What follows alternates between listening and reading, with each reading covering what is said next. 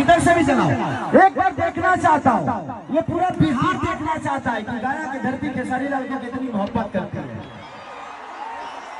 एक 22 तारीख को मेरा सबसे भोजपुरी का सबसे बड़ा सिनेमा रिलीज हो रहा है, जिसका नाम है रंग दे बसंती। ट्रेलर देखा आप लोगों ने? पैसा लगा ना, आई लव यू। 22 तारीख का हॉल फाड़ देने के बाद 22 तारीख के ऑल ओवर इंडिया रिलीज हो रही है वो, और भोजपुरी के सबसे बड़े सिनेमा है। तो आप सब प्यार अगर देंगे तो ऐसे ही कायनात बना रहे। बस इतना जितना जनाए इतना देख ले तो खेसारिया स्टार। इतना भीड़ है खेसारी लाल यादव जी के स्टेज शो में। ये गाया का स्टेज शो है और यहाँ 5 लाख पब्लिक जुटी हुई थी।